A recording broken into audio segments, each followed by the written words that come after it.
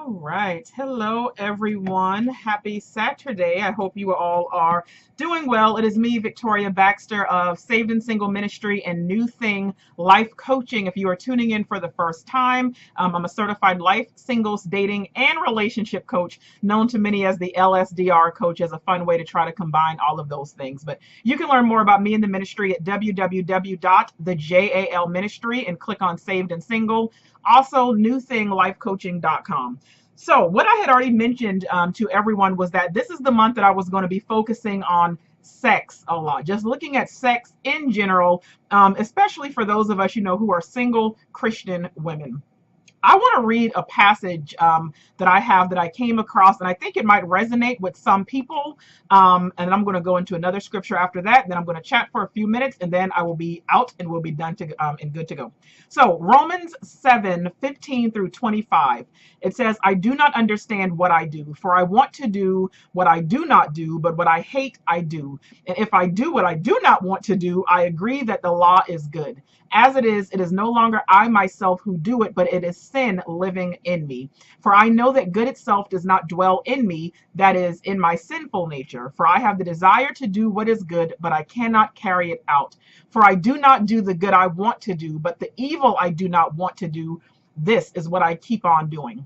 Now, if I do what I do not want to do, it is no longer I who do it, but it is sin who is living in me that does it. Sin that is living in me that does it.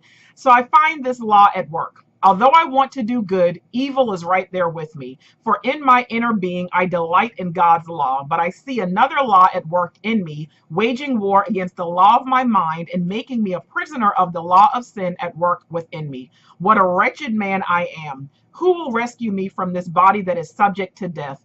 Thanks be to God who delivers me through Jesus Christ our Lord. So then, I myself in my mind am a slave to God's law, but in my sinful nature, a slave to the law of sin. And that was Romans 7:15 through 25. One more, 1 Corinthians 6:18.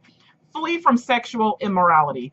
All other sins a person commits is outside the body, but the sexually immoral person sins against his own body. What I want to talk to you about just a few minutes today is flee. It is time to flee.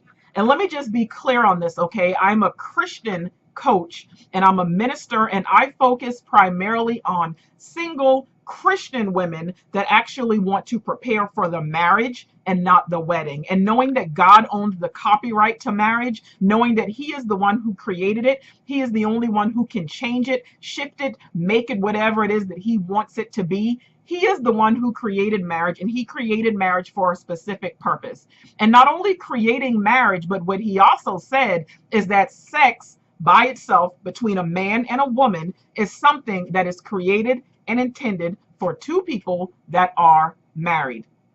Period. That's it.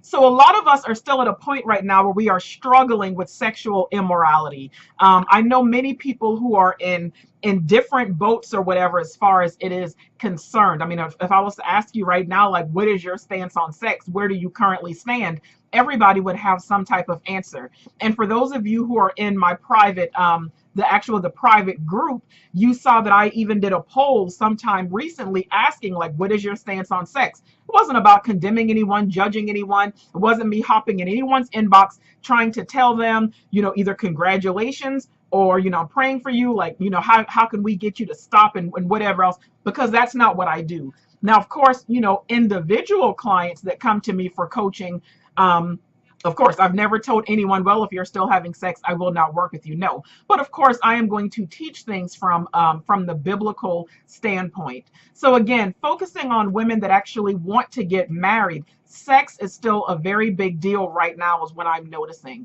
And I do know that, of course, we know that Satan is out to steal, kill, and destroy. And he wants to do everything that actually goes against what it is that God created and what it is that God designed. And we know that the two areas that Satan loves to attack more than anything would actually be the church and marriage. Those are the two things that are very important to God. So it's why we see so much dysfunction going on right now when you look at the church in Christianity.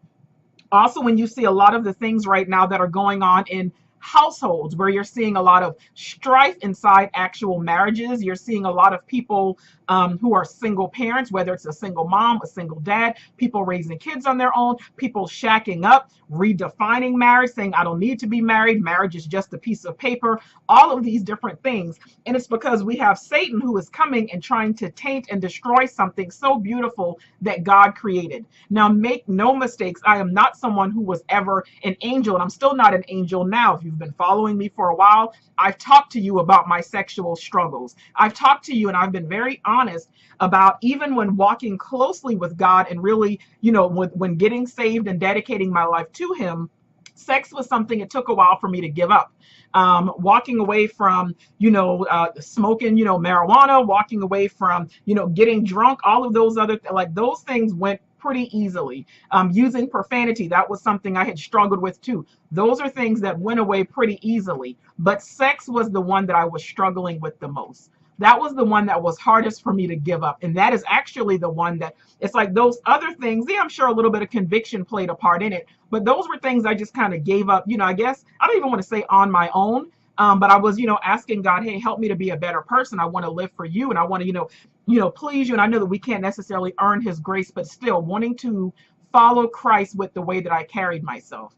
But sex was the one that I struggled with. And I've told you all before, I think for me, the reason that I struggled so much with it was because in my mind, again, looking at the day and time that we were in, I was listening to the lies that were telling me that you want to get married and no man is going to wait, whether or not he is Christian or not. Nobody, in 2000, 14, 15, 16, like nobody is going to wait to actually have sex. And I was like, well, I want to get married. What man is going to marry me if he cannot even have sex with me until we get married? So I kept doing it. But it took God letting me know, hey, if you just trust me, I have a good plan for you. If you would go the way that I want you to go, I have a good plan for you. So I just want to speak to anyone who is still struggling right now with this. I need you to understand it is time to flee. If you are finding it a little bit hard or a little bit difficult at this point, it's because you're lacking self-control now at this point in your life, but it's understanding that you're wanting to be blessed with a husband, but you're not even submitting to God. So how is it that we're going to submit to a man if we're not even submitting to the man who has called us to do something before He even blesses us with a husband? You're already showing that you're somebody who is not going to submit and do things a certain way when it comes to Christ. Because right now, Christ is the one that is our groom. Christ is the one that we are married to at this point. I spoke, I think that was sometime last month, if I'm not mistaken, about let me be your husband first. So it's interesting that a lot of us are wanting a husband at this point, but yet we're not even submitting to God and trusting that He is going to give us the thing that we have a desire for and the thing that we want. And some of y'all want it really, really badly. Like some of y'all feel like y'all are just going to lose your ever loving mind if you don't hurry up and get a husband, a mate, a partner, something like that. If you are struggling with sexual immorality, it is time to flee. It is not time for me to judge you and say, shame on you. You're a sinner. You're not a true child of God. That's not my place. And I don't believe that about you. I'm not even going to say that because I knew where I was. I knew what my stance was. I knew my position with a lot of things. But again, that was my struggle. So it's not for me to tell anyone, oh, you're a hypocrite, get it together. What type of, you think God is going to bless you? No, it's nothing about that at all. It's about saying that as I make it my mission to minister and coach single Christian women, you have to understand that you have to do things a certain way. And we know in reading, 1 Samuel 15, 22, if I'm not mistaken, but it says obedience is better than sacrifice. And we know that obedience is what actually brings blessings. We know that the blessings for obedience they are plentiful. And when we actually do things the way that we are instructed to do, and God see us, again, walking in obedience, it's not even necessarily one of those things where it's, oh, God, look at me, I finally gave up sex, where He's going to be, jumping for joy and saying, oh, look at that, I have a husband for you, I'm so proud of you. No, it's because He told us that this is something that He designed for a specific purpose. So when we find ourselves doing things outside of His purpose, outside of His way, and outside of His will, it's a little bit crazy that we're going to sit there and pray for something when we are still engaging in the very thing that we are supposed to be saving for the person that we are praying for, but yet we are giving our bodies, our temples, that it says our bodies are not our own, they belong to God, but yet we're giving our bodies to someone who has no desire to make us a wife. It is time for you to flee. You have to flee from sexual immorality. It says all other sins that a person commits are outside of their body, but the one who engages in sexual immorality, you are sinning against your own body. And it says our bodies are not our own, they belong to God. So we are dishonoring God, we are dishonoring our temple, and we are dishonoring, everything that he stands for, and we're disrespecting him when we're finding ourselves not walking according to the way and the desire that he has for us. So it's really something for you to pray over and something for you to keep in mind. I know that right now some of you are still engaging in, and still engaging in having sex, and you see nothing wrong with it. I know that some of you are struggling to quit. You know it's wrong and you want to stop, but you're finding that a little bit hard as well. I know that some of you are virgins or even abstinent, but you're struggling to remain pure. And what I always tell people is that we need to learn how to name things. I realize that a lot of times we're so quick to say, no, you don't have diabetes, or don't claim cancer. You're not broke. Don't speak those words over yourselves. It's not speaking anything. Facts are facts. But the good thing about having the facts is that we can compare them with the truth, and we know that Jesus is the truth. So I say it's pretty much the same thing when it comes to anything that we are actually struggling with, any sin that we are struggling with, because when you actually put a name on it, all names must submit to the name above all names.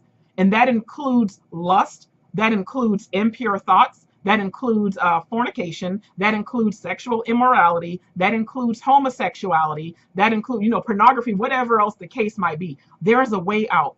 All of those things, once you say, hey, this is my struggle, and I'm going to put a name to it, but I'm going to make lust submit to the name above all names. I'm going to make sexual immorality submit to the name above all names. I'm going to make, my feelings for people of the same sex submit to the name above all names. We got to learn to realize that there truly is life and death in the power of our tongues, and we've got to put name on these things and speak them and make them submit to God. So my prayer for you is that you would flee today, that you would find a way to flee from sexual immorality. You have to understand that we will not be tempted beyond what it is that we can handle. That's what 1 Corinthians 10:13 is all about. I know a lot of people, when we're going through hard times, and they mean well, but they'll say, oh, God won't put more in than more in you than you can bear. Yes, he will. He will absolutely put more in you than you can bear, because it's not for you to bear. There's nothing that you can do outside of him. But what this scripture truly means, it says he will not allow you to be tempted beyond what it is that you can handle. He will not allow you to, there's no temptation that cannot be overcome. So if you are struggling with this, you can be set free if you want to be. If you truly want to be, and you haven't made up in your mind that you want to become pure, remain pure, walk away from a certain person, walk away from a bad habit, walk away from something that you know is displeasing to him, there is a way out. There is a way out. You can pray and surrender to God, and you just have to learn. It's really, I don't want to make it sound like it's so simple, but it's really just about cutting those ties and making certain choices and decisions, and allowing yourself to separate from those things that are holding you up. For those of you who are subscribed to the site and to the newsletter, and everything, I sent out an email yesterday talking about how my friend Misha and I, we are actually going to be doing, a webinar, if I'm not mistaken, May 11th. I know it's a Saturday at noon Eastern Standard Time, and it's called Cutting Ties. And both of us, we have a lot of similarities with some of the things that we've struggled with as it pertains to men, sex, and bad relationships, and men that were not any good for us. So I highly recommend you tune in for that. For those of you who don't know her, she is a powerful woman of God. She has the Sisters in Sanctity ministry. Of course, I have Saved and Single ministry. We both help each other out as far as our ministries are concerned. And we're going to tackle this issue together to help women who are saying, I need to cut ties. It's time for me to guard my heart, whether it's you're needing to break some bad habits, whether you're struggling again in this season of being single, being, pure, and whatever else, whether you're trying to stop having sex, whether you're wanting to, continue where you are, whatever else. We're going to be talking again, sex, soul ties, dead end relationships, anything that is holding you back and getting in the way, not even necessarily for your future husband, but just for you to be your best self now, just for you to be, an awesome person where you are right now. Those of you who have done my webinars before, you all know that I typically charge for the webinars, of course, from the coaching side of things. But what we are doing for this, we are allowing people to be a part of it by sowing a seed of any amount that you choose. And I always tell people that, and I mean it. I've had some people sow $1. I have some people sow $500. Whatever you decide to sow. And in this case, all the donations are going to be split right down the middle between Saved and Single and between Sisters in Sanctity. Again, we have great missions. There are a lot of things that we are doing for our organizations. But if you want to be a part of that, I know if you go to the website, well, if you got the newsletter, it shows you how, click on the PayPal thing. Also, if you go to the website, www.thejalministry.com, click on Saved and Single, scroll down and you'll see where you can RSVP to Cut and Ties. As soon as you click on it, it's going to take you to the PayPal link. But I know if you do with the PayPal address, it's God is Love NFP, Nancy Frank Paul, God is Love NFP at gmail.com. You can send your donation. Just make sure I have your proper email address. Within 24 hours, you will get an email confirmation showing that you have been successfully registered for the webinar. So, sorry, I heard a pet. But yeah, you can do that in order to register for the webinar. And just make sure I have your email address inside there and just put Cutting Ties. And I'll know that that's what you're donating for. Make sure you do that, because this ministry is tied to my nonprofit organization. And I oftentimes have people that donate just because they know that we do outreach and have a lot of things. A lot of people pay, their ties to my organization. So if you don't put anything in the memo, I'm going to think you're just making a general donation. So just make sure you put in there Cutting Ties. Cash App, you can do the Cash App ID. It's God is Love Inc. INC. God is Love Inc. And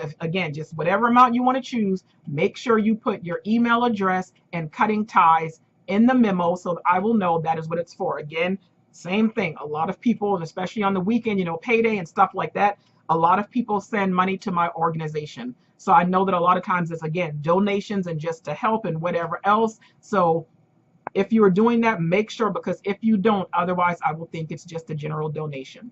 PayPal.me/GILINC. Same thing. It'll take you to the link. You can make a donation. Email address, Cutting Ties. I cannot stress that enough. Also, I have introduced something new for women who, who want coaching or whatever else, and they are just trying to break out in general from bad habits, when they want to say bye-bye to bad habits, low self-esteem, lack of self-love, whatever else. I've created something called a breakout session, and it is a 1-hour session with me as a Christian coach, and it is going to be a true power session. It's not quite your average coaching session, because of course my clients know, depending on what it is that we're working, there's goal setting and a lot of me, asking questions and, and kind of going through things like that. No, this is a power session for those who want to discover self-awareness and who you are to the core. I'm going to help identify your negative and limiting beliefs about yourself. And we are going to create and examine your boundaries. We're going to map out, what you want to see as far as your future is concerned, with your future relationship. You're going to create the PSP list. We're going to do all these things together. We are going to pray, and it is going to be life-changing. Yes, a life-changing 1-hour session that I am doing. And again, it's called Breakout, but you can learn about that by going to the shortened link. It's bit.ly, bit.ly/woman breakout. All one word, lowercase, woman with an A, not women, but bit.ly/woman breakout. And you can go there and you can read up, you can book a session with me. The hours and everything are on there, but I am excited about that powerful session because it is something, again, that I designed and created to help everyone knows, like I do. Some people, contact me and we do coaching for a month. Some do the 6-month packages. Some, just kind of book as they need, just an issue or whatever that they're having. But this is different. This is the one. I mean, of course, you can do it as many times as you want, but This is something that's saying, hey, I got some bad habits I need to break now. I am doing something very, very wrong when it comes to men, dating, relationships, whatever else. Like, hey, I'm struggling as far as self-love. I don't know who I am. I don't know what I'm doing wrong, whatever else. So this is a jam-packed session. And again, you'd be surprised at what can actually be accomplished in 1 hour. So bit.ly/woman breakout. And I would love to work with you on whatever it is that is holding you back at this point in your life. So God bless you all. I love you all. Again, the jalministry.com and newthinglifecoaching.com to stay connected. But I love you all, and I pray that you all have a fantastic weekend. Bye.